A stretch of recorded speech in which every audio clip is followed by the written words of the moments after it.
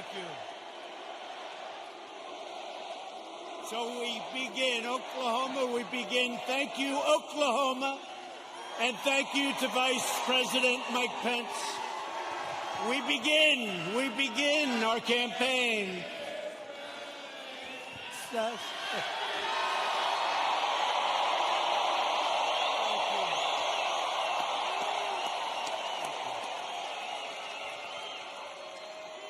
We begin our campaign, and I just want to thank all of you. You are warriors. I've been watching the fake news for weeks now, and everything is negative. Don't go, don't come, don't do anything. Today it was like, I've never seen anything like it. I've never seen anything like it. You are warriors. Thank you. We had some very bad people outside. They were doing bad things. But I really do. I appreciate it. We have just a tremendous group of people in Oklahoma. And I hear from your two great senators and your governor that we're doing very well in Oklahoma. That's the word. I stand before you today to declare the silent majority is stronger than ever before.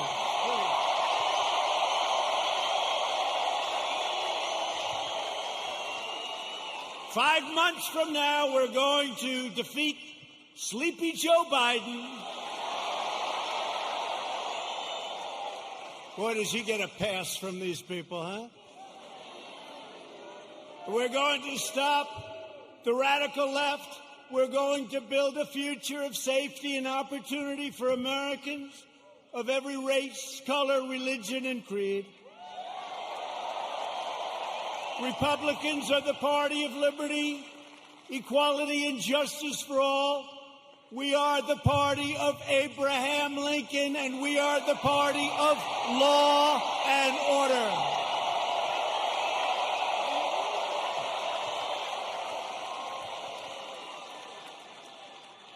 Think of what we've done. We will have close to 300 federal judges appointed and approved by the end of my first time. That's an all-time record.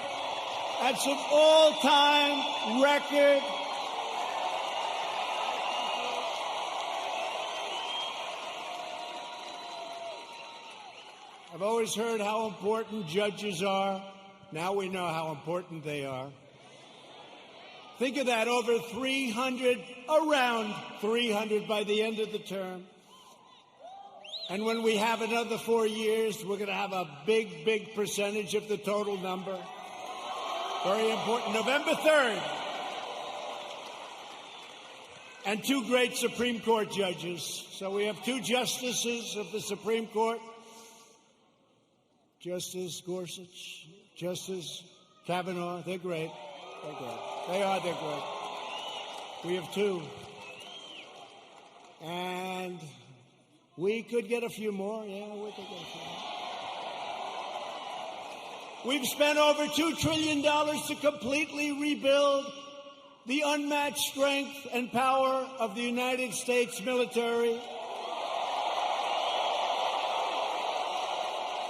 And all of that incredible equipment, whether it's submarines or missiles or rockets or jet fighters, bombers, it's all built in the USA.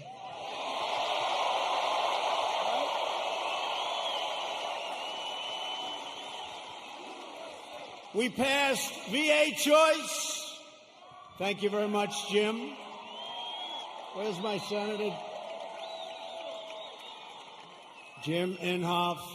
You better vote for him. He's running. He's great.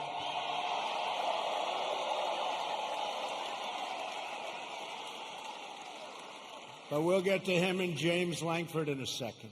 2 great senators. You have 2 great senators. So we passed VA choice. So if you're a veteran, for years and years, they've wanted to do it for almost 50 years. We got it done. We get a lot of things done. And so if you're a veteran, And you have to wait in line for 1 week, 2 weeks, 3 weeks, 5 weeks, 7 weeks, 2 months.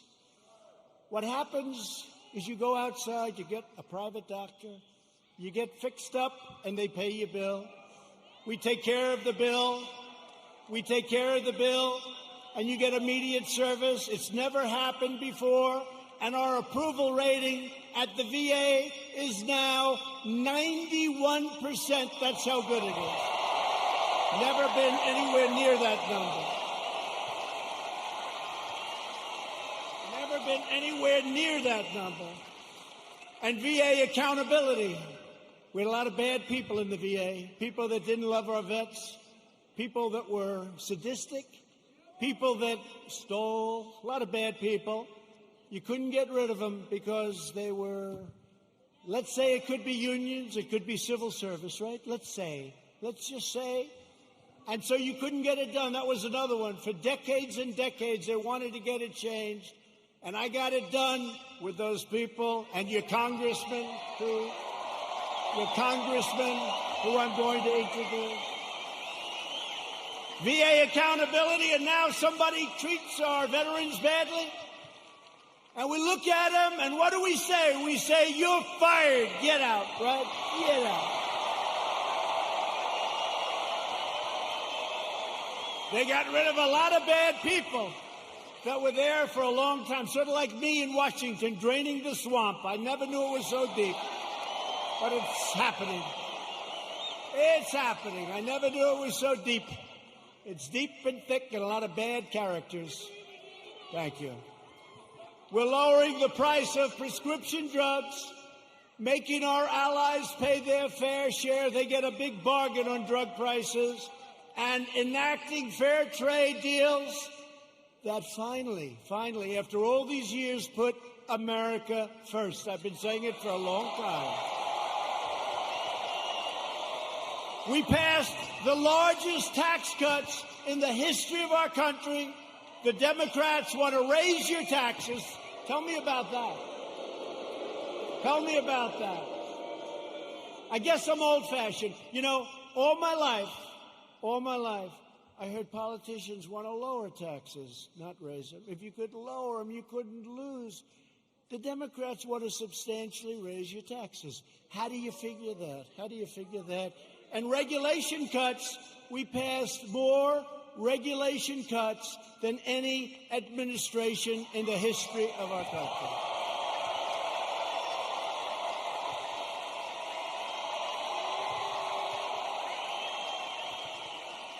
And with the help of our great energy workers, many of them come from the great state of Oklahoma. Do you ever notice that Biden oftentimes gets the state wrong?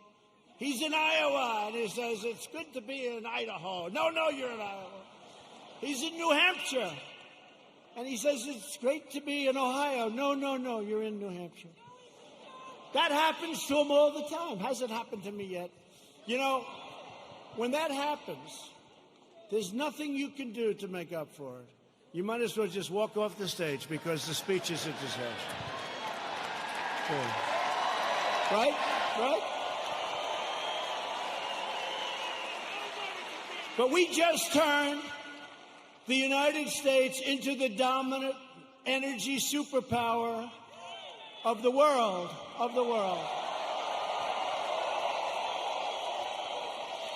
And because of the Chinese virus, what happened about 3 months ago, it looked like we were in big trouble, and we were, and I got it back together. I called Russia. I called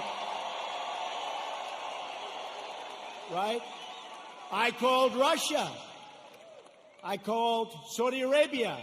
And believe it or not, I called Mexico. Mexico was a little bit tough. That's called OPEC Plus. Did you ever hear of OPEC Plus? That's OPEC plus plus.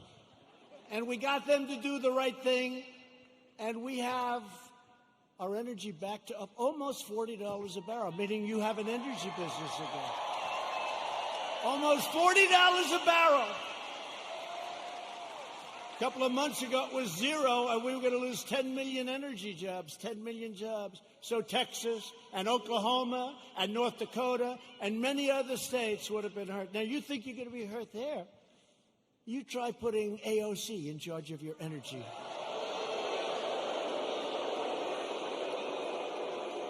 That will make the pandemic look like child's play to the people in energy.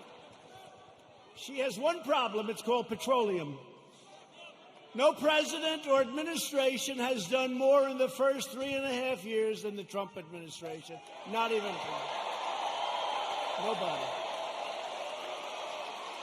Our incredible success in rebuilding America stands in stark contrast to the extremism and destruction and violence of the radical left. We just saw it outside. You just saw it outside. You saw these thugs that came along. These people call them protesters. Isn't it beautiful? It's so beautiful. No, they're so wonderful. They call them the Boston Tea Party. They're so wonderful. Yeah, they call them. You ever watch fake news CNN? You ever watch where they go?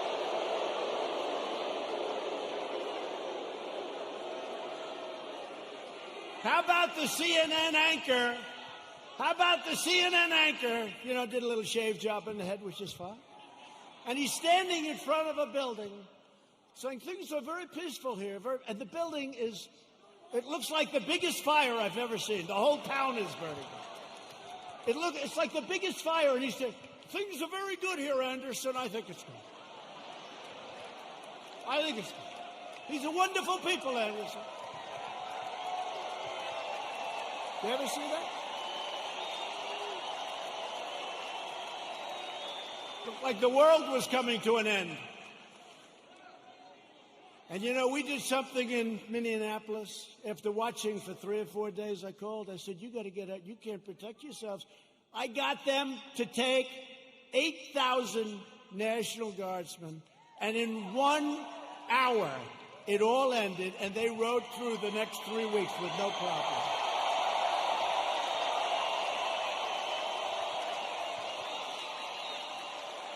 And we did the same thing in other cities. But how about Seattle? Isn't that great?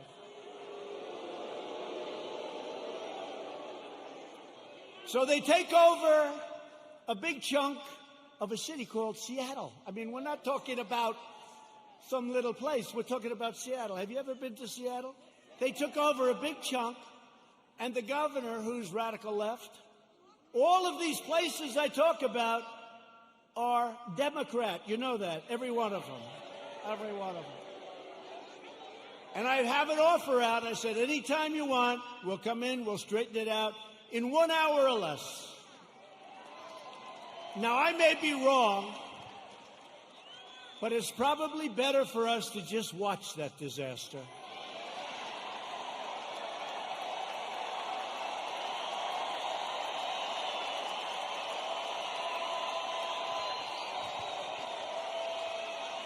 I flew in with some of our great congressmen who we're going to introduce in a second, and I said to them, Congressman, what do you think? I can straighten it out fast. Should we just go in? No, sir. Let it simmer for a little while. Let people see what radical left Democrats will do to our country. Right? But Americans have watched left-wing radicals burn down buildings, loot businesses, destroy private property, injure hundreds of dedicated police officers. These police officers, they get injured. They don't complain. They're incredible. And injure thousands upon thousands of people only to hear the radical fake news say what a beautiful rally it was. And they never talk about COVID. They don't talk about when you see 25,000 people walking down Fifth Avenue or walking down a street of a Democrat-run city. You never hear them saying, they're not wearing their mask. You don't hear them say, as they're breaking windows and running in And then when I say the looters, the anarchists, the agitators, they say, what a terrible thing for our president to say. What a terrible thing. But you don't hear them talking about COVID. COVID. To be specific, COVID-19. That name gets further and further away from China as opposed to calling it the Chinese virus.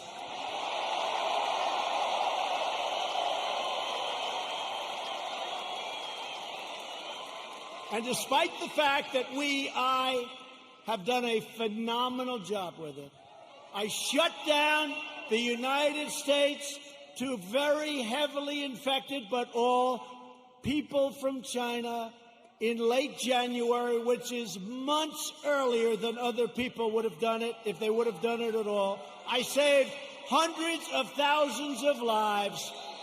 We don't ever get even a mention.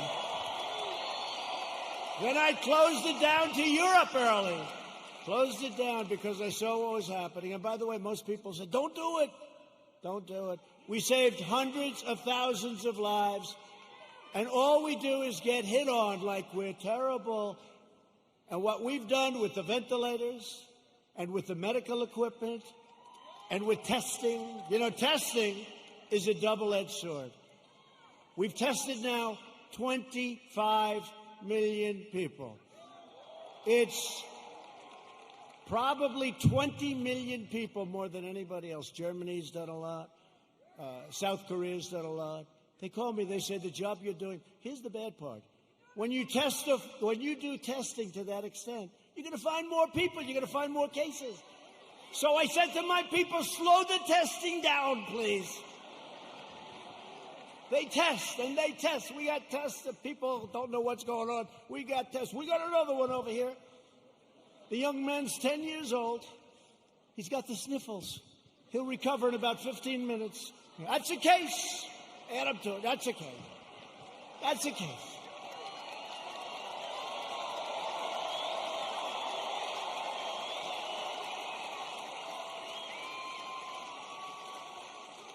I was actually with a very nice man, very good man, even though he's very liberal, the governor of New Jersey, right? We know him? No, listen, he said to me something that's amazing.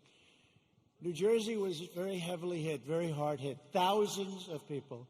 He said with thousands of people that died, thousands of people, there was only one person that died under the age of 18. Would you believe that? Which tells me one thing, that kids are much stronger than us.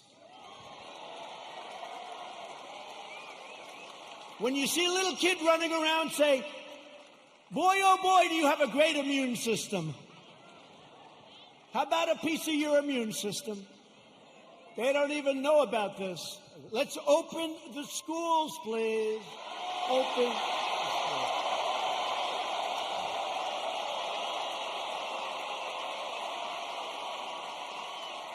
Open the schools. We got to get them open. In the fall, we got to get them open. The unhinged left-wing mob is trying to vandalize our history, desecrate our monuments, our beautiful monuments, tear down our statues, and punish, cancel, and persecute anyone who does not conform to their demands for absolute and total control. We're not conforming. That's why we're here, actually.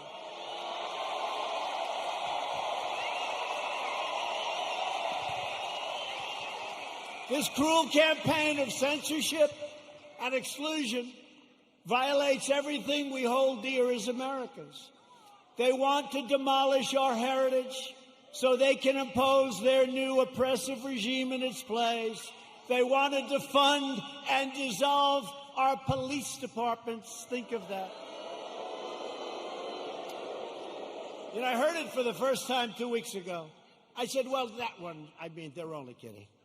I said, they're not. Minneapolis, you see what's going on? They're not kidding.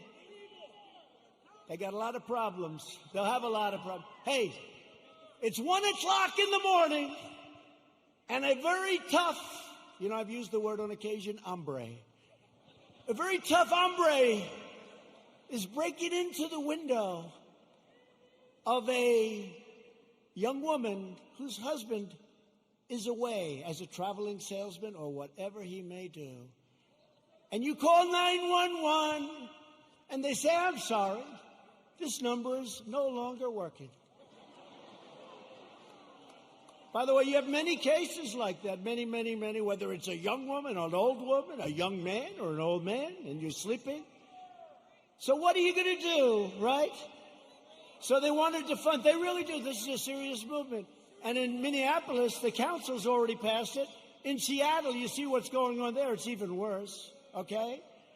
These people are stone cold crazy. They're crazy.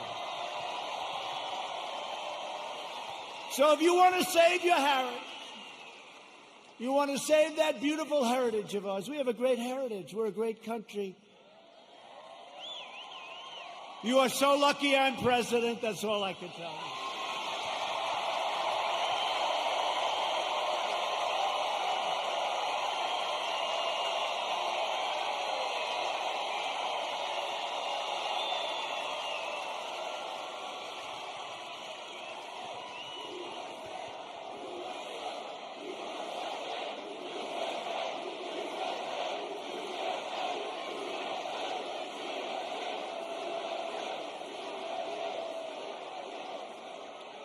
People have come up to me and say, how do you take it? I say, do I have a choice? Do I have a choice? We deal with a lot of bad people, but we're winning. And every once in a while, I'll have one of these days where I'm hit left and right, like even this great event.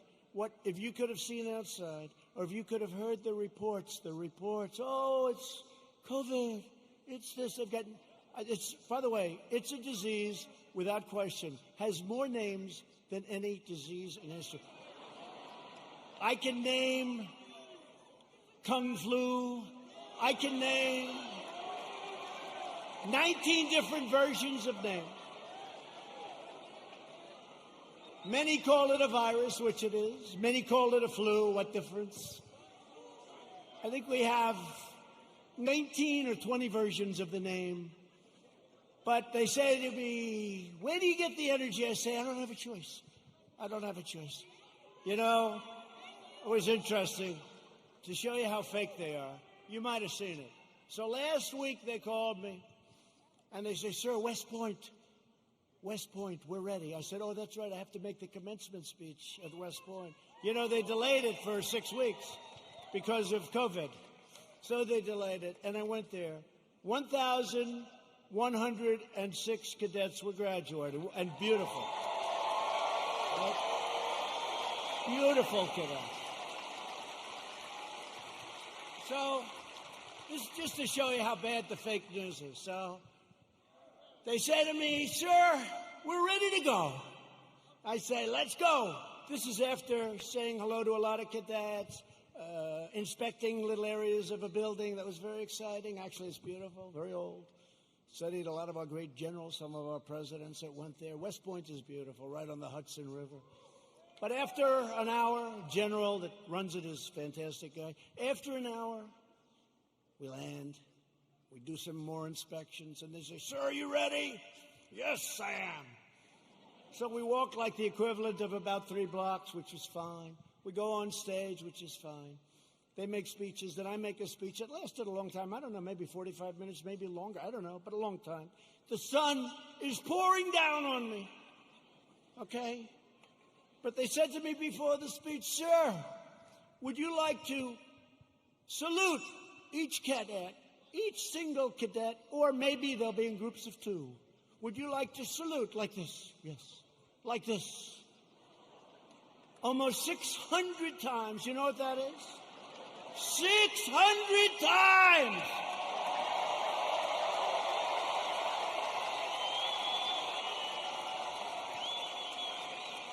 Thank God they were in 2s. Because let me tell you, you do that 600 times, you go home and you say, it's like a workout without a weight, right? 600 times. So I did that. Then the incredible helicopters, brand new, gorgeous helicopters, the Apaches and the other new ones that we just bought. So they fly over. And the kids throw the hats in there. It's beautiful, it really is. And it was a beautiful day. And we're all finished. I was on the stage for hours. Hours! Sun. I came home, I had a nice tan. Meaning I had a nice sunburn. No, the sun's going right like that. But I make the speech, right? I salute for probably an hour and a half, maybe more, but around that. Watch, if I'm off by 2 minutes, I'll say, he exaggerated. It was only an hour and 25 minutes. He exaggerated. He lied. He lied. He's a liar. These people are sick, the fake news.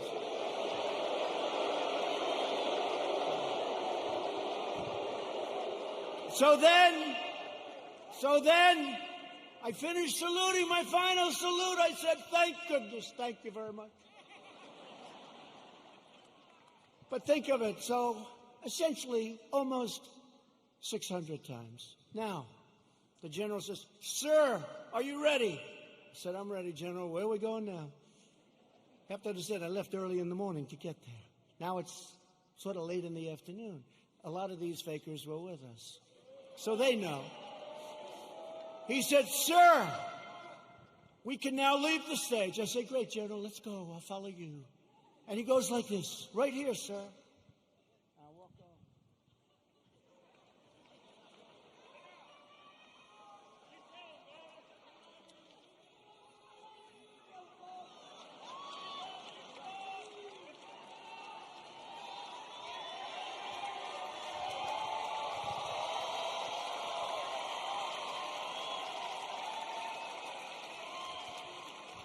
And the stage was higher than this one. And the ramp was probably 10 yards long. I say, General! Now you got to understand, I have the whole Corps of Cadets looking at me. And I want them to love their president. I did this big thing. I love them. I love them. They're incredible. And they do. I said, General, I've got myself a problem, General. Because I'm wearing leather bottom shoes, which is good if you're walking on flat surfaces. It's not good for ramps. And if I fall down, look at all those press back there. Look at them.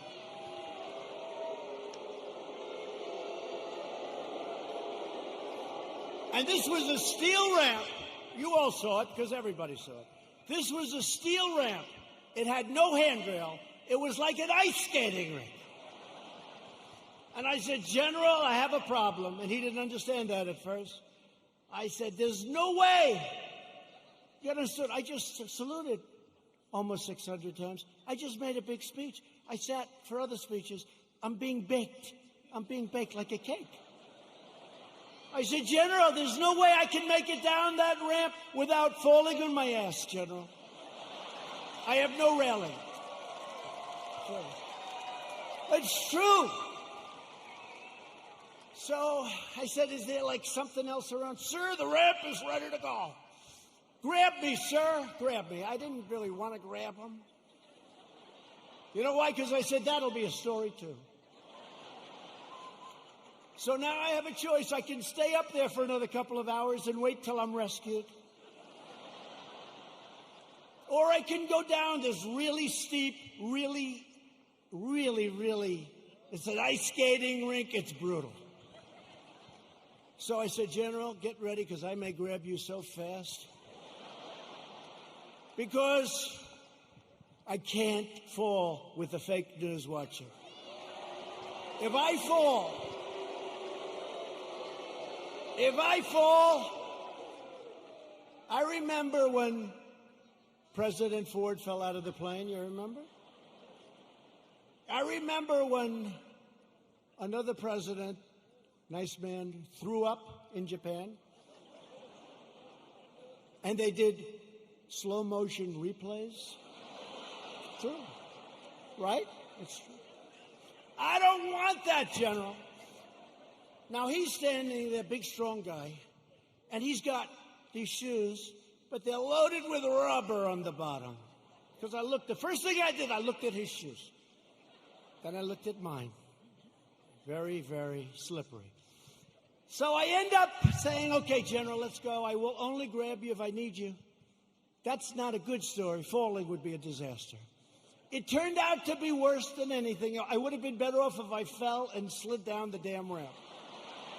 Right? So what happens is I start the journey inch by inch, right? And I was really bent over, too. I didn't like that, you know. I didn't like this picture. This picture, I'm sure, will be an ad by the fakers. So I was bent over, right? And I'm going like this.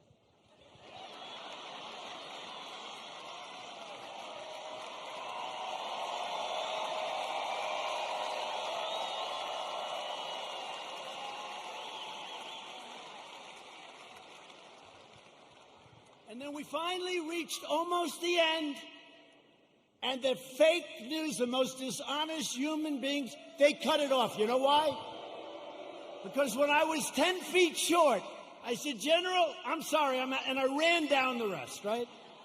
I looked very handsome. That was the only good thing.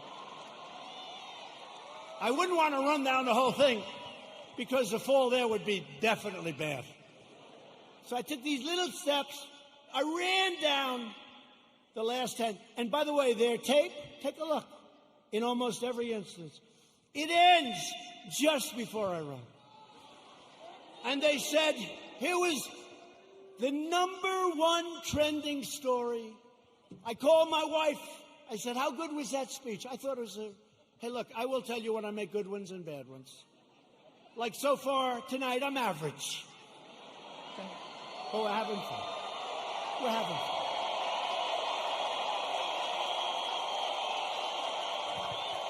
So far tonight.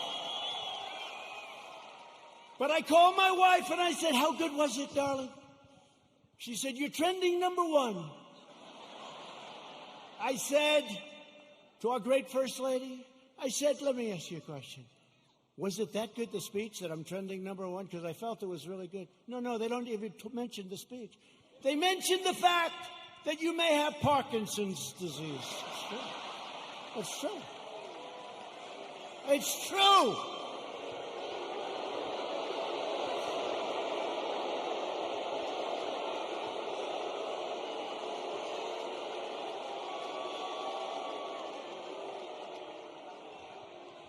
They say there's something wrong with our president. I'll let you know if there's something wrong, okay? I'll let you know if there's something. I'll tell you what, there's something wrong with Biden, that I can tell you.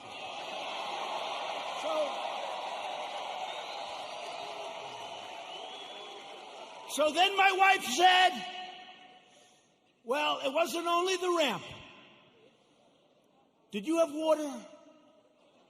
I said, yeah. I was speaking for a long time. I didn't want to drink it, but I wanted to wet my lips a little bit. You know, you're working hard up there with the sun pouring down on you. I love this location. The sun's like this. This way they save on lighting, right? That's why they did it probably. So what happens is I said, what does it have to do with water? They said, you couldn't lift your hand up to your mouth with water. I said, I just saluted 600 times like this. And this was before I saluted. So what's the problem? She said, well, I know what you did. You had on a very good red tie that's sort of expensive. It's silk because they look better. They have a better sheen to them. And I don't want to get water on the tie. And I don't want to drink much. So I lifted up the water. I see we have a little glass of water. Where the hell did this water come from? Where did it come from? And I looked down on my tie, because I've done it. I've taken water, and it spills down into your tie. It doesn't look good for a long time. And frankly, the tie is never the same. So I put it up to my lip, and then I say, because I don't want it, just in case. And they gave me another disease. They gave me another disease.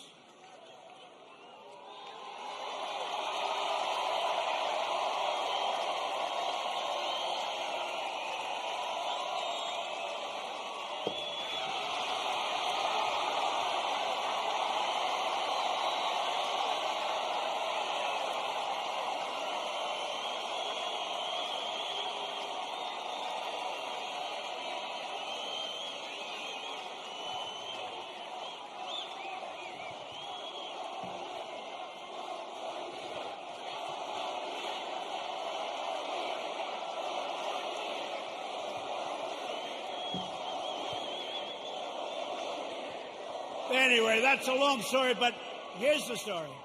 I have lived with more the ramp than the water, but I've lived with the ramp and the water since I left West Point. Not one media group said I made a good speech or I made a great speech. But the kids loved it because they broke their barrier, which wasn't good in terms of COVID. But they broke their barrier and they wanted to shake hands. They wanted to, and I don't want to tell anybody, but there were a couple of kids they put at the end. I actually shook their hand, okay? I actually shook it. Because they were excited. They were excited. They're with their president. They were excited. The most beautiful young people, men, women, the most beautiful young people you've ever seen. So think of how you feel, you me. I go there. How did I do? Sir, that was a great speech. You know, all my people, sir, that was one of your best. That was great. I said, that's great. I agree. It was a good speech. I like that speech. They don't mention the speech, but they have me going down this ramp at an inch at a time. It's so unfair. It really is. So unfair. They are among the most dishonest people anywhere on earth. They're bad people. Bad people. Okay, that's enough of that. I wanted to tell that story. Does everybody understand that story? The left-wing anarchists tore down a statue of Thomas Jefferson. Now we're getting into the real stuff. They decapitated a statue of Christopher Columbus, except in New York when the Italians surrounded it. They didn't have too much of a chance. Those Italians, I love the Italians. They heard they were going to rip down their beautiful Christopher Columbus, and all of a sudden they circled that thing. They didn't do too well in hurting Christopher, did they? Thank you to our Italian population. We're very proud of you, right? 2 days ago, leftist radicals in Portland, Oregon, ripped down a statue of George Washington and wrapped it in an American flag and set the American flag on fire. Democrat. All Democrat. Everything I tell you is Democrat. And you know, we ought to do something, Mr. Senators. We have two great senators. We ought to come up with legislation that if you burn the American flag, you go to jail for 1 year. 1 year.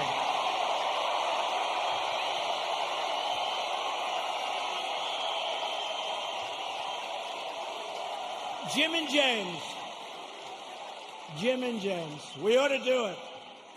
You know, they talk about freedom of speech, and I'm a big believer in freedom of speech, but that's desecration. That's a terrible thing to do. We used to have things. We don't have them anymore because we want to be so open, so everything, and look what happens.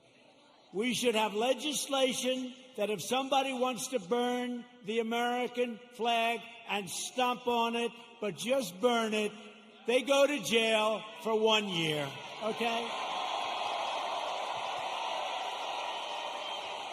In Seattle, the Democrat mayor and the Democrat city council have surrendered control of 6 city blocks to an anarchist mob. These are anarchists. These are not protesters. You listen to the fake news, they say, oh, the protesters were lovely. Could you imagine if people just even slightly to the right tried to take over Seattle?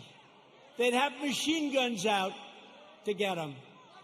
But these people can take over the city. Look at what they've done to business people that have spent years and years building their business, and now they're wiped out, taken away. Governor Inslee ought to get his act together, get in there. I'll help you. I'll do whatever you want. I'm waiting for a call. I would love to do it. I would love to do it. It'll take less than an hour, and it'll all be over with, and you'll have your city back.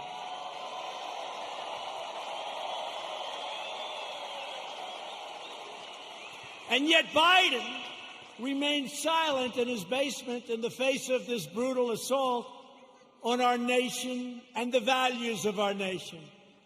Joe Biden has surrendered to his party and to the left-wing mob. He has no control. Does anybody honestly think he controls these radical maniacs? You know what he says to his wife when he's not confusing her with his sister? Get me the hell out of here. These people are crazy. That's what he says. He has absolutely no control.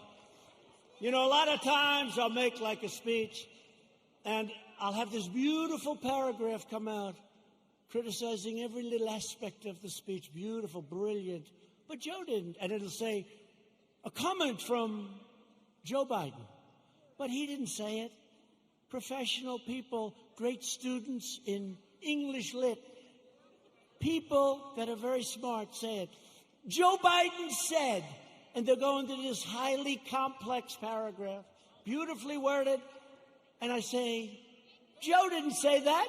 Joe doesn't even understand it.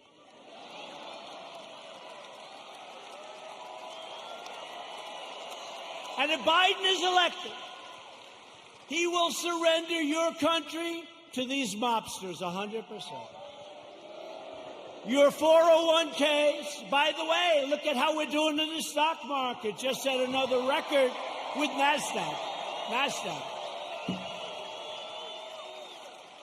Your 401ks and money itself will be worthless. Your 401ks are doing very well, unless, I don't want to say, if you were stupid, I said, don't sell, don't sell. It went down, but we got it back up. And now NASDAQ, think of it, NASDAQ just set a record, and I think you're going to see a lot of records. And next year, if we don't do anything stupid on November 3rd, you are going to have the greatest economic year we've ever had. That'll be next year. If the Democrats gain power, then the rioters will be in charge, and no one will be safe, and no one will have control. Joe Biden is not the leader of his party. Joe Biden is a helpless puppet of the radical left. And he's not radical left. I don't think he knows what he is anymore. But he was never radical left. But he's controlled by the radical left, and now he's really controlled. His campaign staff even donated a lot of money to bail out rioters, looters, and arsonists who ravaged Minneapolis. They bailed them out. They put up a lot of money to bail them out, the rioters, the looters. And they were the arsonists. So they'll say, oh, it's terrible what he says about the people of our nation. Maybe some of them aren't even from our nation. The left is trying to do everything they can to stop us. Every hour of every day, including even violence and mayhem, they'll do anything they can to stop us. Look what happened tonight. Look at what happened tonight. Law enforcement said, sir, they can't be outside. It's too dangerous. We had a bunch of maniacs come and sort of attack our city. The mayor and the governor did a great job. But they were very violent people.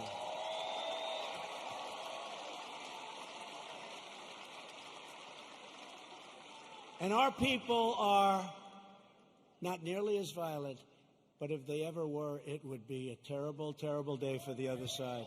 Because I know our people. I know our people. But we will never submit to their threats, and we will never let them destroy our nation. What they did tonight, I saw it on television coming in on Air Force One. One thing about Air Force One, we got plenty of televisions. We have televisions in closets. You open up the closet, got a television. We got a lot of televisions. It's a great plane, great everything. By the way, we ordered new ones. No president wanted to do it. They thought it was luxury. I said, wait a minute. Air Force One is 31 years old. People don't realize that. So I said, they gave me a chart very early in my administration, like, how about the first week? Sir, would you sign for this plane? Now, it's actually two planes. Would you sign for this plane? Air Force One. I said, how old is the original or the one we have now? Sir, it's 31, 32 years. And I'd see people coming in from foreign lands that can't compete with us. Rich countries, but they can't compete with you. And they have a brand new, beautiful 747-800, 747. And I said, wait a minute, That country has new, and we have a 31-year, so somebody had to do it. So the deal was made, and it was made for a lot of money. I think it was $5.7 or $5.6 billion. Now, in all fairness, it's 2 planes, and there's a lot of stuff in those planes. I won't talk to you about it. So I told Boeing, the head of Boeing, they said, sir, please, would like to get started on the planes. I said, I do too, but I'm not paying $5.6 billion. And I'm not paying $4.6 billion. I said it has to have a 3 on the front of it. I mean, that's a hell of a lot of money, too. But it is a rather complex situation. They said, no way. No way. This was before Boeing had problems, by the way. But Boeing's coming back. They're coming back. The greatest company in the world, and it had some big problems. It had a couple of problems that didn't work out. That was terrible. But the greatest, I think before that, it was the greatest company in the world. It made up 1/4 of a point of our GDP. Think how big that is, one company. It was an unbelievable machine. And then they made a plane, and they did some foolish things, and a terrible thing happened. And all of a sudden, they've gone through hell. But you know what? They're coming back. We're ready to help them if they need it, but they're coming back, and they're coming back strong.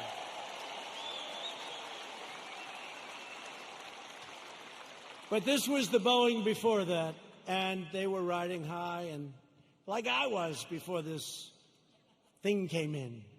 But we're still riding high because you know what? On November 3rd, we're going to win. We're going to win.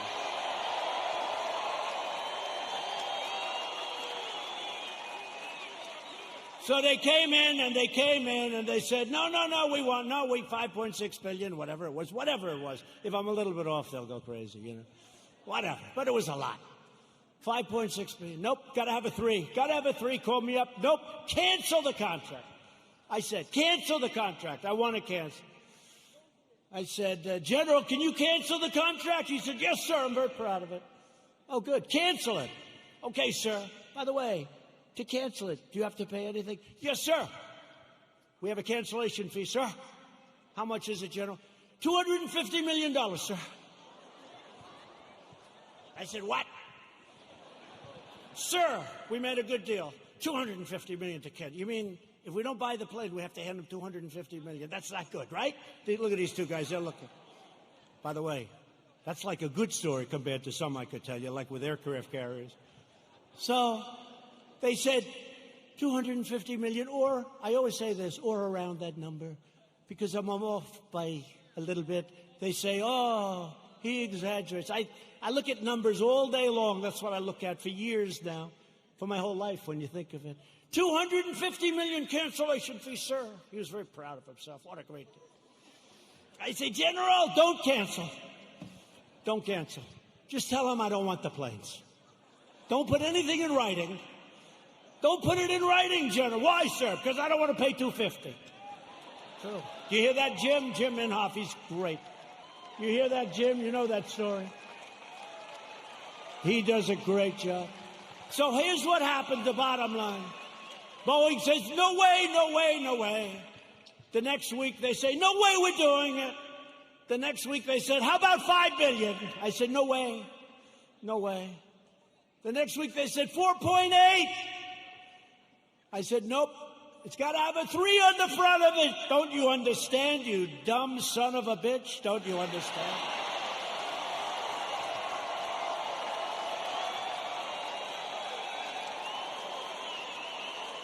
I turned out to be right, you know. Turned out to be right. Nobody gets that? No, got to have a 3.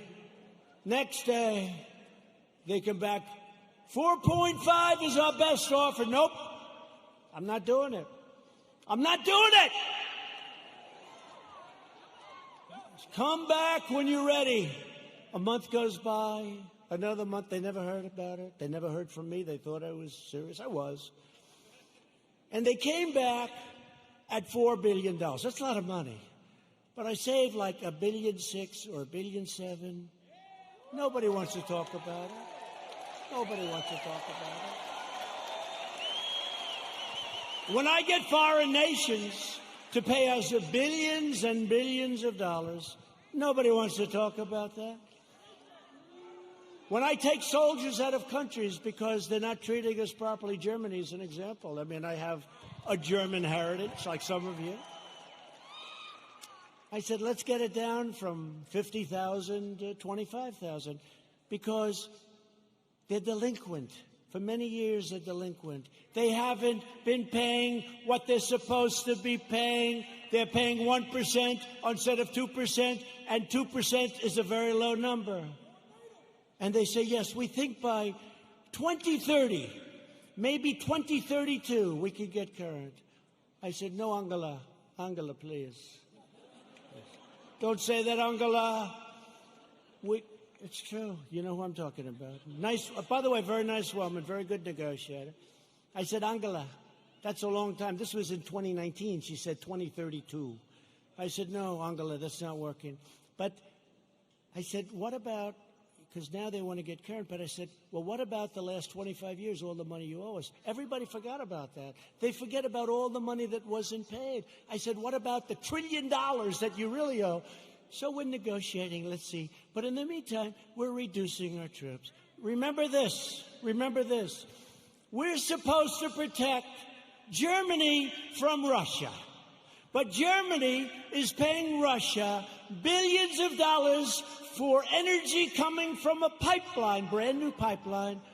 So they pay the country we're supposed to protect them from. They pay billions of dollars to that country. We're supposed to protect them. Excuse me, how does that work?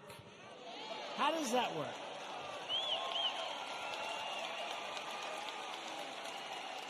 And the great thing is with Jim Inhofe and with James Langford, likewise, when they just said they love you, James. When they hear it, they get it. A lot of people don't get it. They get it. We cannot continue to be ripped off. We're ripped off by so many countries, and we're stopping it. And that means that a lot of people don't want me here. They don't want me here. There are a lot of people that don't want me here. You know, they don't sell a lot of bombs when we're not dropping bombs on people. You know that, right? It's called the military-industrial complex. When rioting and looting broke out in our nation's capital, I very quickly deployed the National Guard. I said, get them in. After watching for an evening or two, we stopped the violence and restored peace and order to the streets. And last night they had a little breakout again. They ripped down a statue that was 110 years old, beautiful piece of art, in front of the police precinct with our radical left mayor watching on television. We're not happy. That's going to be very expensive for D.C. They're always looking for money. We need more money. We always need more money. And then they don't do the proper job. So it's not going to be good for Mayor Bowser. Mayor Bowser. They were heading over to the Jefferson Memorial recently, and they wanted to do damage to our great, beautiful Jefferson Memorial. Not going to happen. Don't worry about it. We have it surrounded with very strong people. The choice in 220 is very simple. Do you want to bow before the left-wing mob, or do you want to stand up tall and proud as Americans?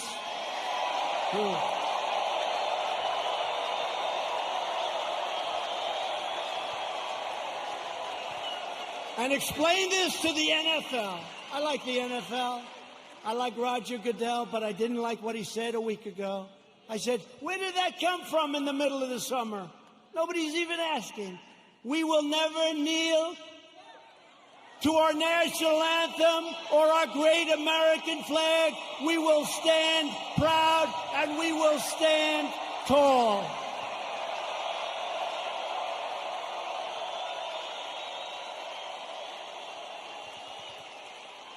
I thought we won that battle with the NFL. Their stadiums were emptying out. Did you see those stadiums? It took them a long time to get you back. A lot of people didn't like that. You know, a lot of people that you wouldn't even think would care that much. I've had people that I said, these are super left liberals, and they didn't like it. Joe Biden and the Democrats want to prosecute Americans for going to church, but not for burning a church. They believe you can riot, vandalize, and destroy, but you cannot attend a peaceful pro-America rally. They want to punish your thought, but not their violent crimes. They want to abolish bail, abolish and open up your borders. They want open borders, let everyone, and by the way, we're doing so well. We have a record this month on the borders. Nobody's coming in. Very few people. And they want to abolish ICE, our great people from ICE who send the roughest, toughest, meanest people that you've ever seen or ever heard. Generally speaking, when they have lots of tattoos on their face, they're not looking to do you much help. ICE, they're rough guys, they're rough, they're great Americans, they love, but they call them in a pack. They walk into a pack of tough MS-13 gang members. And you know, we shouldn't say this, it's not nice. They want us to negotiate. They start swinging, and the others start swinging. Everybody's swinging. At the end, they carry them back, and they throw them into the paddy wagon, right? They're great. And these people want to get rid of ICE. They get rid of murderers. They get rid of rapists. They get rid of the worst scum on earth.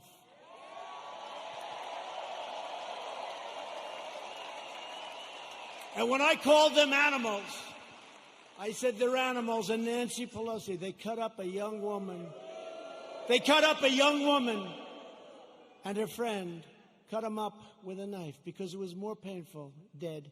Cut them up with a knife because it's more painful, takes longer than shooting a gun.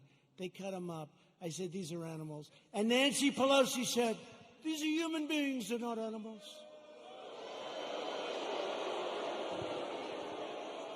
If I lose an election over that, you know what? This country's in big trouble. Big trouble. They want to disarm law-abiding citizens and dismantle our police forces while freeing vicious MS-13 gang members. In Joe Biden's America, rioters, looters, and criminal aliens have more rights than law-abiding citizens, and that's true. In my administration, we defend American citizens, and we deport MS-13 members. Or put them in jail if we have to. The chaos you're seeing in our Democratic-run cities, these are all run by the Democrats, is what will happen in every city and community in America, and much, much worse if we don't keep them out. We have to do this. We have to go to the polls on November 3rd, and the rest, you know what to do. You know what to do. Got to keep the White House. Joe Biden's record can be summed up as 4 decades of betrayal, calamity, and failure. He never did anything. He was a senator. He was a vice president. He was, before that, something. Guy, you know what's great? President Trump was tough on this, or he was tough. They complained. Never did anything about it. He's been there for 43 years or 47 years. He never did anything about it. Biden supported every globalist attack on the American worker. Let's make every country in the world rich but ourselves, including NAFTA, the disaster of NAFTA. He wanted to go, and TPP would have ruined our automobile industry. Korea, I renegotiated the deal. I took a horrible deal. That was a Hillary Clinton special. That was a Hillary Clinton special. She said, we have to make this deal with South Korea. It's going to mean 250,000 jobs. And she was right. For South Korea, 250,000 jobs. And China's entry into the World Trade Organization was supported by Sleepy Joe Biden. That was one of the worst deals economically in the history of our country. When China joined the World Trade Organization, they were flatlined for decades. They became like a rocket ship. He voted for the war in Iraq. He voted for mass amnesty for illegal aliens. He supports sanctuary cities, and now Biden wants to end immigration enforcement and he wants to require you to provide free health care for millions and millions of illegal aliens, okay? When I took early and decisive action to ban travel from China and protect Americans from the virus, and as I said, Joe Biden opposed my decision and called it hysteria, xenophobia. He doesn't know what the word means, xenophobia, and fear-mongering. And then he apologized a month later. He said he was wrong, but he didn't say it. And they didn't cover it. They didn't cover it. On one of the single most important policy decisions of our lifetime, Joe Biden sided with China over America. That's closing the border. He thought it was a terrible thing. Remember, this was in January. That's early, real early, the end of January. He thought it was a terrible thing when we closed the border to many people that were badly infected with COVID. When the chips are down, Biden will always cave to the radical left. He'll always bow to the angry mob, and he will never protect you or your family, and you know that. Joe Biden will always let you down. That's been his history.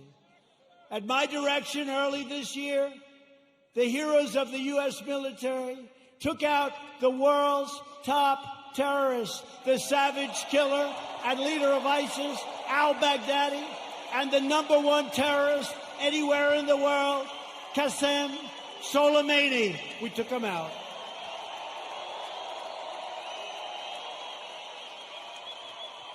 Joe Biden opposed killing Soleimani. He was we killed this #1 terrorist. He didn't like it. You know why he didn't like it? Because he thought it would be good politically. That didn't work out too well. Just as he opposed the raid that killed Osama bin Laden. He opposed it. You know that. Biden is always on the wrong side of history, as said by people that are with him and worked with him. He never made a correct foreign policy decision. Biden is a puppet for China. Son walked out with $1.5 billion. I think it's a little bit. Allowing them to rip off America for many years. Now they're paying us billions and billions of dollars. We give a lot of it to our farmers. We have plenty left over. China is not exactly happy with me.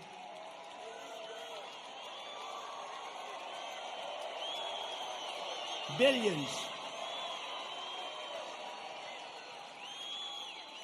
They pay us billions and billions of dollars, and they targeted our great farmers. And I took the money that they targeted. I took that money, and I gave it to the farmers, so they were even. So they're okay. Are you okay? Come. Doctor, please. Doctor. Thank you.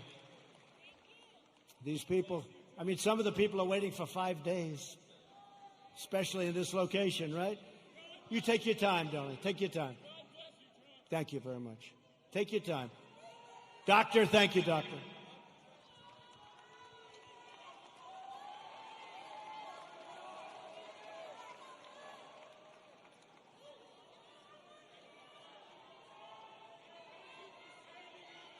you.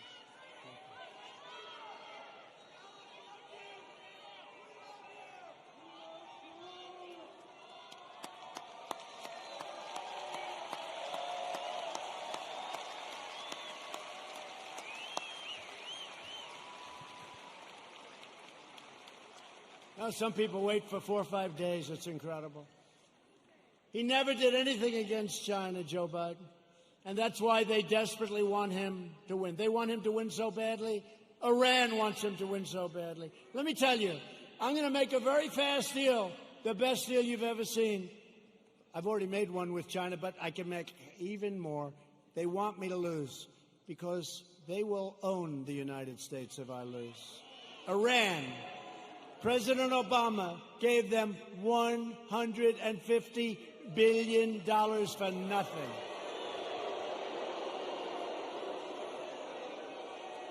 And almost more incredibly, he gave them $1.8 billion in green cash, beautiful cash. And now they're not doing so well, are they? They're not doing so well. Someday we're going to get credit for this. Someday. But they are waiting. Iran wants to make a deal so badly. But they're told by Kerry and all these other, they shouldn't, the Logan Act.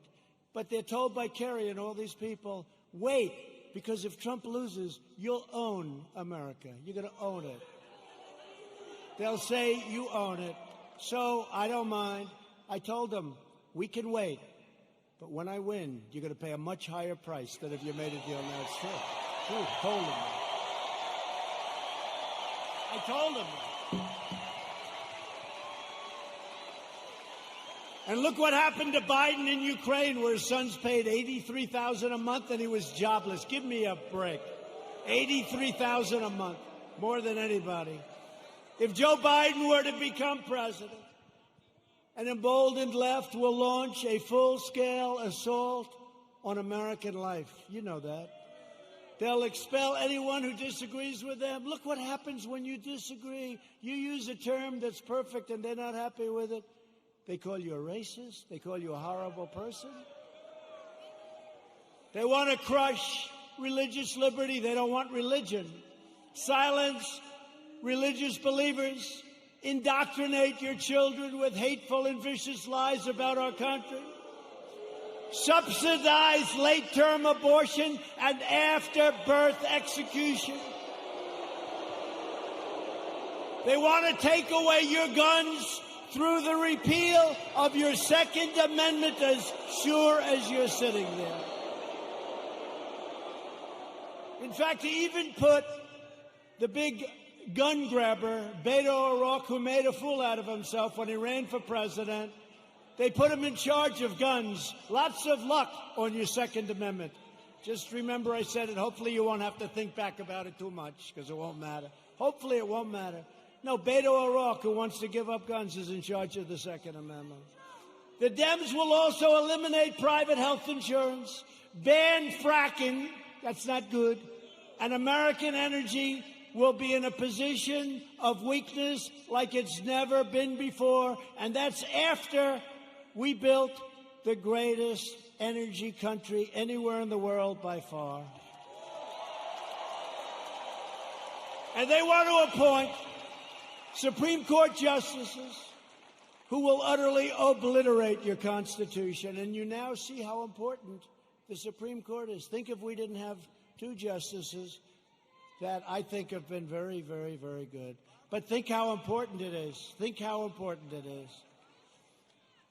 And we still, I guess it's, I don't know if it's an equal court. It's almost like we're a minority court, right? It's almost like we're a minority court.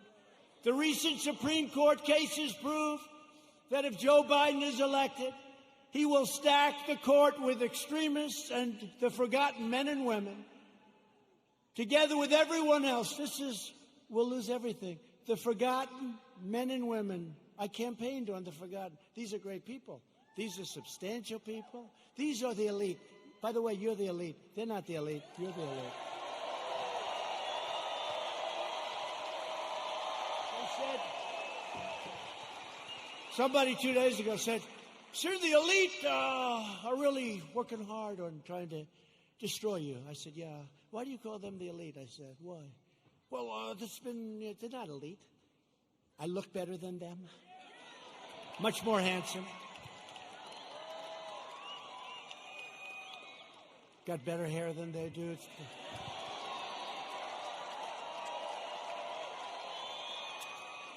I got nicer properties. I got nicer houses. I got nicer apartments. I got nicer everything. I ran for politics once, just once in my life, and I became president of the United States. Once.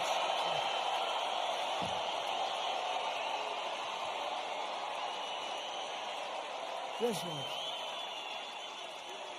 And hopefully, if you get out and vote, we'll do it one more time. We won't even toy with them about 3 or 4 more times. We won't. We'll do it one more time. will be 2 for 2, and our country will never, ever be stronger. But I'll be soon announcing a new list of exceptional candidates for the United States Supreme Court, and I'll choose only from that list 100%, probably 25 incredible people, any one of which could be a great justice, any one of which. And I did it last time, and people loved when I did it, and I'll only pick from that list. Biden can't release his list because the names would be too extreme, too radical. They wouldn't be acceptable. But they will be very radical people. People don't understand, but we actually won on DACA yesterday. We actually won because they basically said, you won, but you have to come back and redo it. It's almost like, gee, come on back, your paperwork was no good. But we're going to be refiling, but don't let it get you. Everything's going to work out really good. Everything's going to work out good. It was great. I mean, it would have been nice if we won it. Everybody said, oh, you're going to win DACA. You're going to win DACA. That's easy. You got to win DACA. That's easy. They all said it.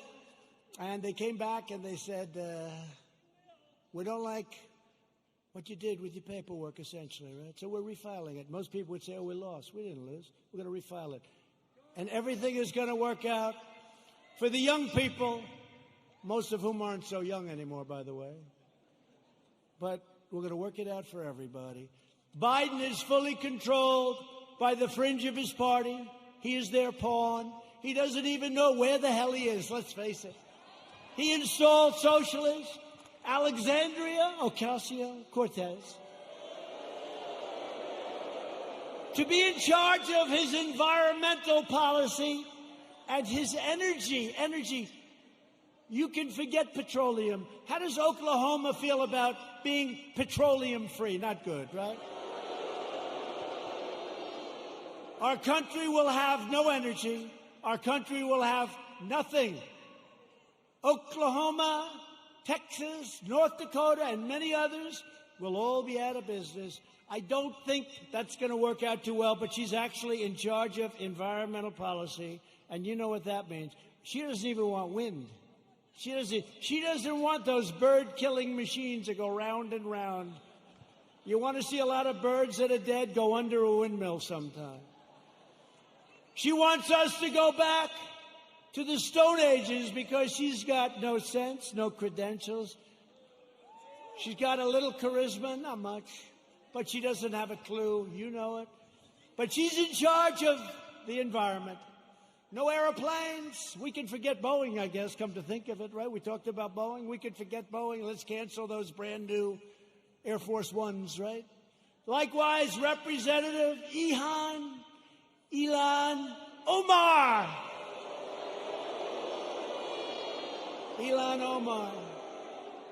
is going to be very much involved in a Biden government. They will put this hate-filled, America-bashing socialist front and center in deciding the fate of your family and deciding the fate of your country. I don't think so. She would like to make the government of our country just like the country from where she came, Somalia. No government, no safety, no police, no nothing, just anarchy. And now she's telling us how to run our country. No, thank you. And I think we're going to have a big victory in the state of Minnesota because they've had it. They've had it. Biden is a very willing Trojan horse for socialism. When Biden first ran for president over 33 years ago, remember, I used to call him 1% Joe. He never got more than 1%. Until Obama took him off the trash heap. But he blatantly copied the speech of a British politician, even ripping off the man's personal biography and family history and claiming it was his own. He forgot to say he was born in America. Joe Biden is a shameless hypocrite.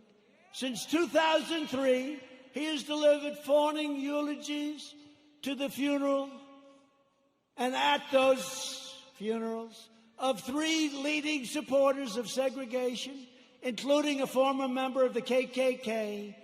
And yet Biden is now smearing as racist tens of millions of people like yourselves, decent, hardworking Americans who he's never met, and he frankly probably doesn't want to meet. America should not take lectures on racial justice from Joe Biden, Sleepy Joe. A man who praised and partnered with segregationists, shipped millions of black American jobs overseas, and everyone else's jobs too, by the way.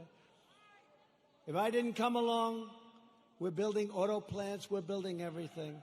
And there's never been a comeback like we're making right now. Never been. He hollowed out our middle class, including our black middle class, with open borders, trapped young children in failing government schools, built cages. Those cages were built by Obama and Biden. Look it up, 2014. And the fake news doesn't want to. Remember the picture of a cage for children. Remember the picture of the cage? And they said, President Trump. And then they realized that was in a newspaper, 2014, the same. Built by Obama and Biden, the cages. And they don't want to report the way it is. They know the way it is. They're not stupid. They sent young boys to fight in Iraq while the inner cities crumbled, helped the big banks while hammering community leaders, and made our cities less safe and secure for all. They've done a terrible job, and they shouldn't be awarded. They should not get rewarded with an election victory on November 3rd. It shouldn't happen. It'll destroy this country. Our country will be destroyed. We've all worked too hard. They don't know what the hell they're doing. Some do, actually, but in a very sinister way.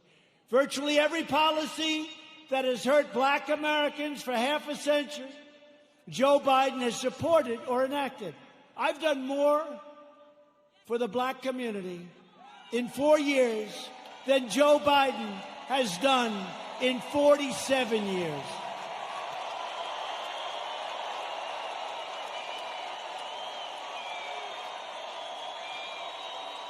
Racial justice begins with Joe Biden's retirement from public life. We are joined tonight by many outstanding Republican leaders. These are great people. We have 2 of our most distinguished, hardworking, wonderful friends, senators. They do a great job. Senator Jim Inhofe and James Lankford, please stand up.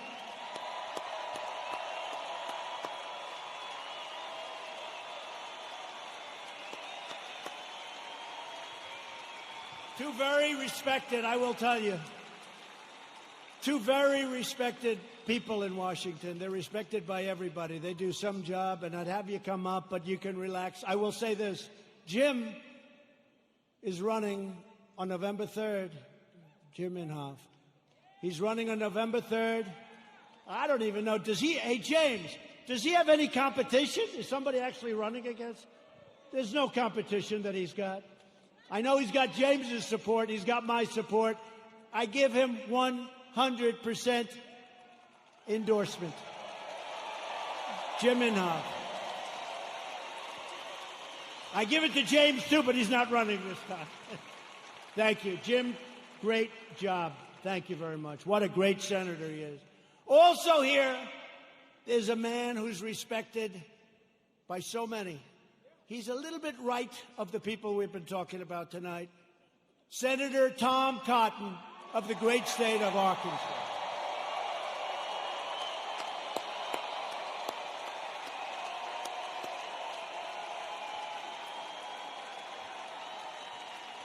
Thank you, Tom.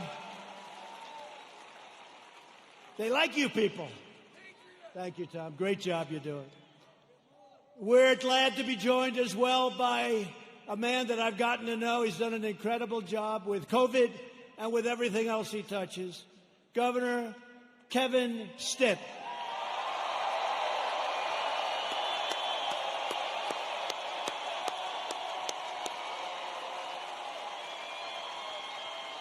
Thank you both. Thank you both for being here. Thank you. Lieutenant Governor Matt Pinnell. Thanks, Matt.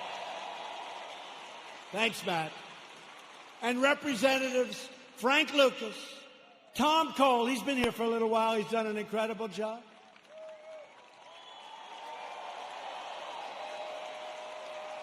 Mark Wayne Mullen, you don't want to fight with him. I want to put him and Jim Jordan in a match together. I want to. Kevin Hearn, great job today, Kevin. The great Jim Jordan.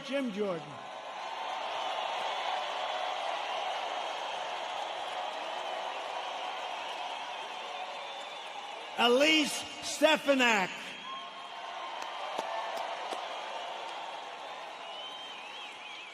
Lee Zeldin.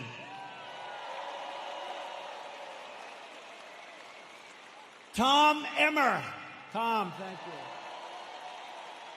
These are warriors, folks. These are great warriors. During the fake impeachment trial, I'll tell you what, there was nobody that could have done the job they've done. That includes the Senate and the House. These people are incredible. David Kutzoff. David.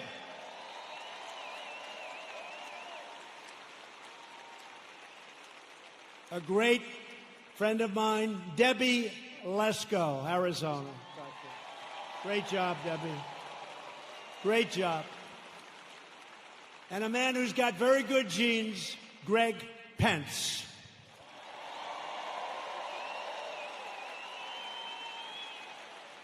Thank you all. Great job. They're great people. They are. They're warriors. I'll tell you what.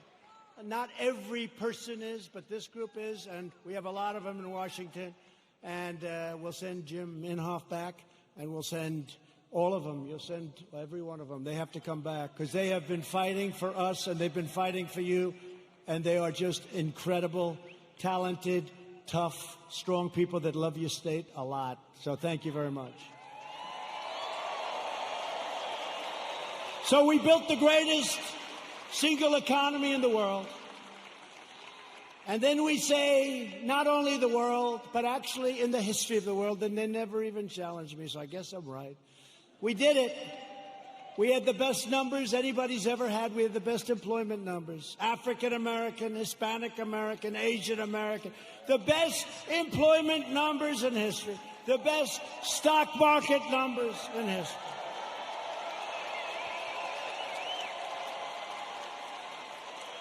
We were the envy of the world. Everybody would come in to see me. Presidents, prime minister, kings, queens, and dictators. Dictators would even come in and say, congratulations on the economy. And then the plague came in. And now what we're doing is we're doing it again, and it's going fast. We have to have a lot of it done because people don't quite get it. We're doing record business. It's happening at a level and a speed that nobody can believe. 2 weeks ago, job numbers came in. The single biggest number in the history of our country. Last week, retail sales numbers came in. Retail sales, the single greatest number in the history of our country. So here's what's going to happen. Here's what's going to happen. They blame a president for anything. When you see looters, even though we put them down, if we didn't stop them, nobody would, because the other side will never stop them. But they always blame a president. Here's what's happening. We're going up, we're going up, we're going up, we're going to go up. Then we're going to hit October. We're going to be up. We're going to be way up. We're not going to be where we were, but in many ways, other than all of the horrible, horrible death that was so needlessly caused by a virus that should have been stopped where it originated, which was China.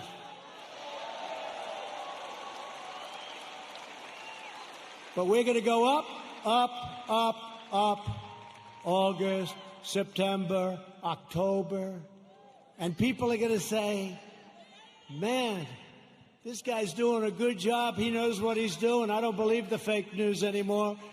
And you're not going to want to lose your 401ks, and you're not going to want to lose all of that wealth that you've accumulated, whether it's real estate wealth or any wealth you can think, because it'll all come tumbling down if these people are put in charge, and if they double and triple and quadruple your taxes. It'll be a whole different ballgame. So I'm not putting any pressure on anybody, but in the end, we're going to have a phenomenal economy. And next year, we're going to have a good third quarter. But next year, and I said it before, will be the single greatest year economically that we've ever had, okay? Yeah.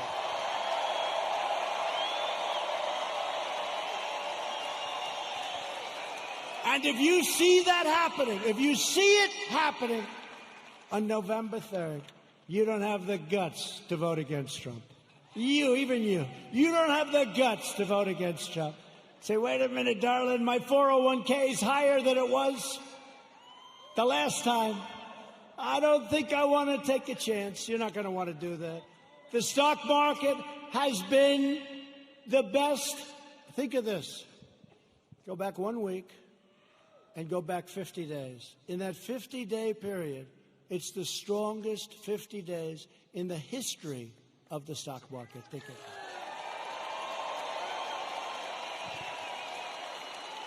And your wife or your husband says, darling, I love you so much. You are such a great investor. And all you did is just keep the same crap you had the first time.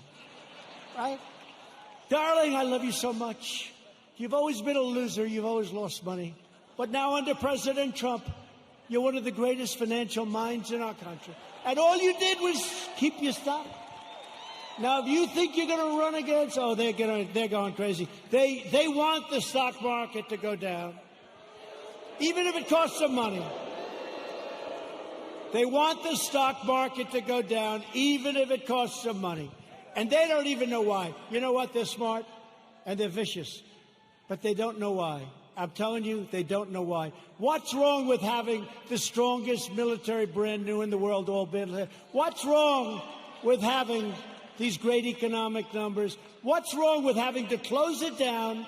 We saved millions of lives. You know, a lot of people say we should have gone herd. Let's go herd.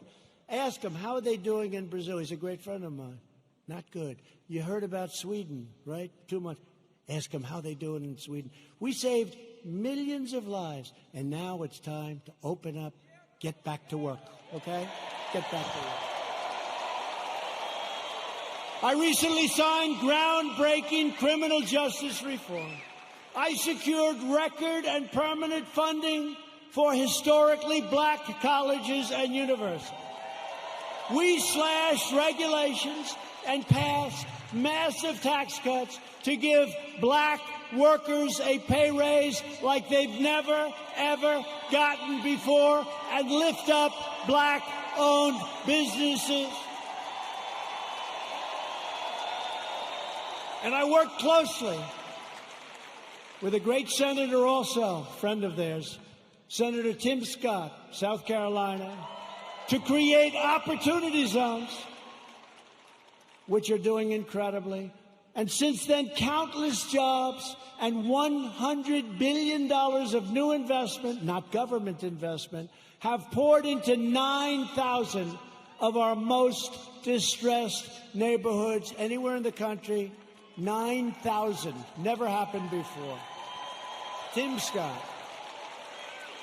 Today, I'm also announcing that I have directed Secretary of the Interior David Bernhardt to place the John Hope Franklin Reconciliation Park here in Tulsa on the African American Civil Rights Network.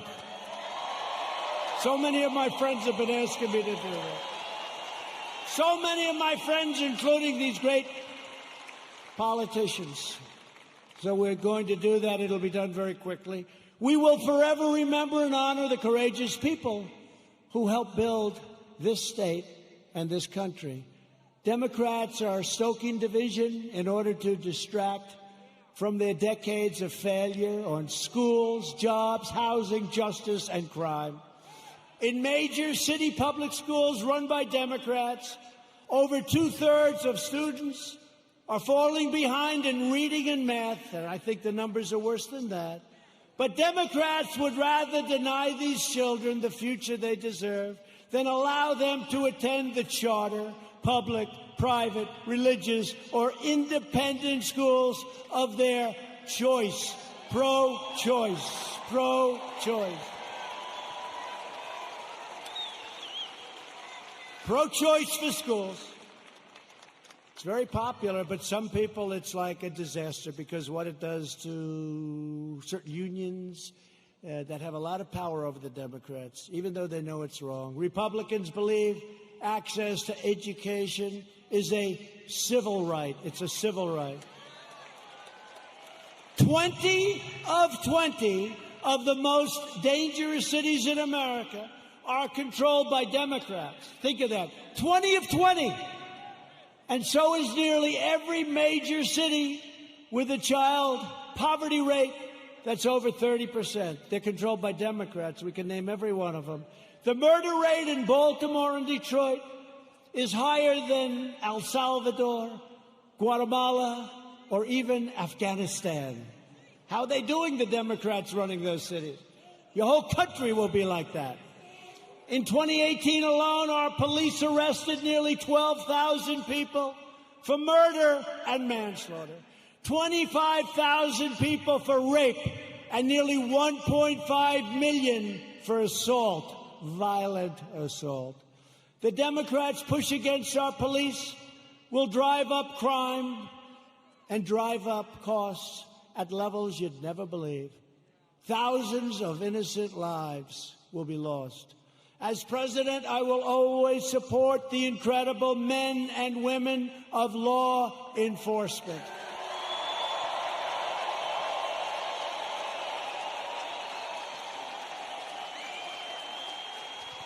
A vote for Republicans is a vote for better schools, better jobs, safer families, and stronger communities for all Americans.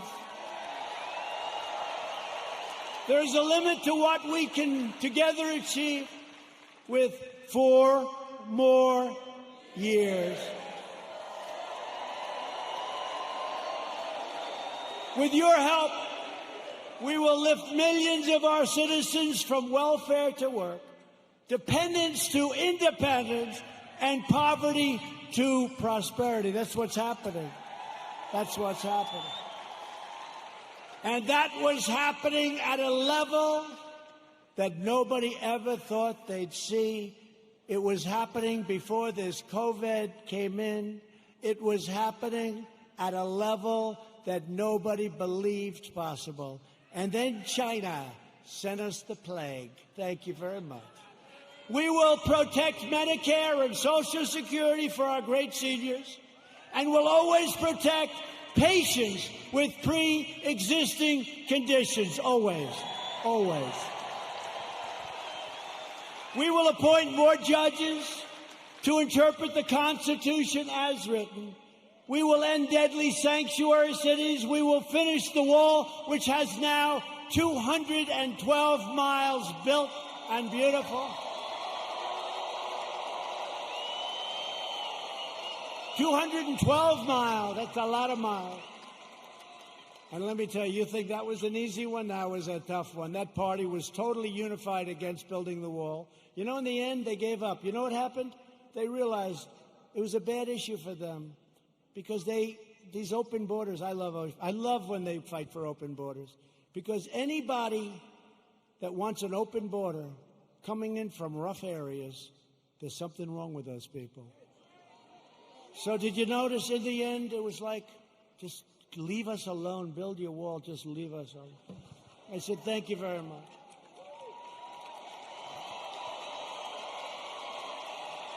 And we will elect a Republican Congress to create a fair, safe, sane, and lawful system of immigration that puts American workers first. We will revitalize our cities, and we will build gleaming new roads, bridges, tunnels, and airports all across our land. We will enact new trade deals that result in more products proudly stamped with that beautiful phrase, made in the USA. It's so beautiful. So beautiful. Made in the USA. That's happening, too. We have so many plants coming into Michigan and so many other states. We have car plants coming in. Would have never come if I wasn't president. Would have never come. We will become the world's premier pharmacy, drugstore, and medical manufacturer. That's already started. We're bringing it back. We will keep America out of foolish, stupid, ridiculous foreign wars. We will never hesitate to kill America's terrorist enemies. You know, when I took over, ISIS was all over the place. And I did something that I felt we should do. And we have now obliterated, we have now captured 100% of the ISIS caliphate. 100.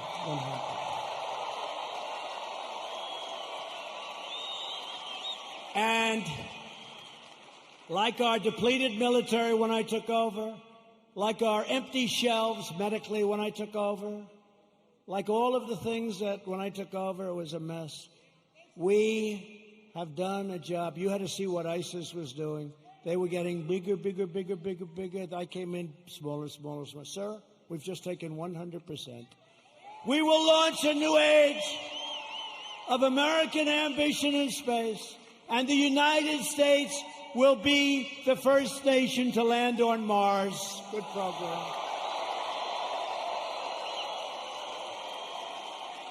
You saw the beautiful rocket 3 weeks ago go up. Beautiful.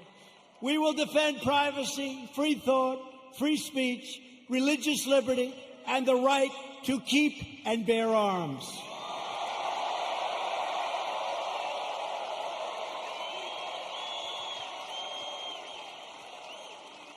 And when you see those lunatics all over the streets, it's damn nice to have arms. Damn nice. Interesting how all of a sudden people understand it, right?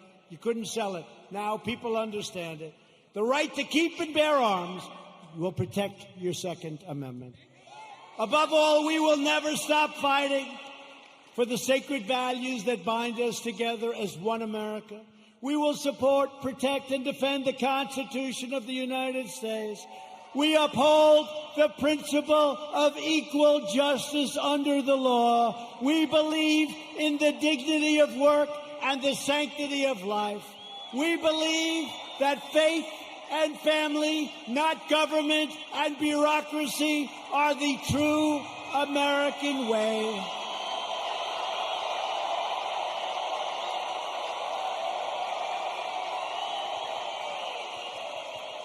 We believe that children should be taught to love our country, honor our history, and always salute our great American flag.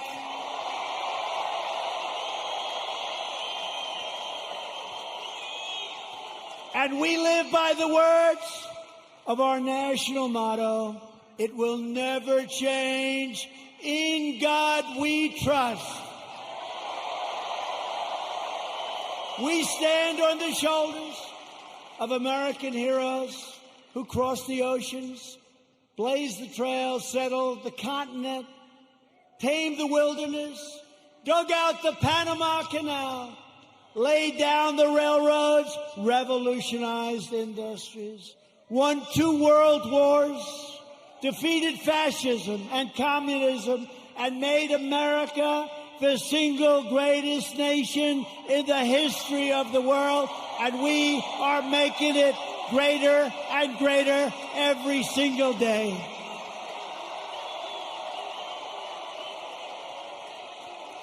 Proud citizens like you help build this country, and together we are taking back our country. We are returning the power to you, the American people. With your help, your devotion, and your drive, we are going to keep on working We are going to keep on fighting, and we are going to keep on winning, winning, winning.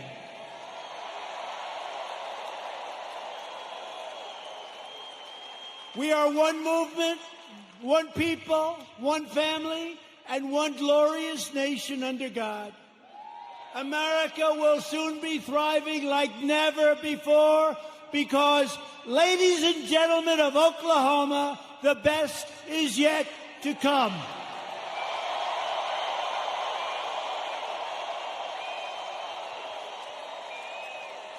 Together we will make America wealthy again. We will make America strong again. We will make America proud again. We will make America safe again. And we will make America great again. Thank you. Thank you, Oklahoma. Thank you.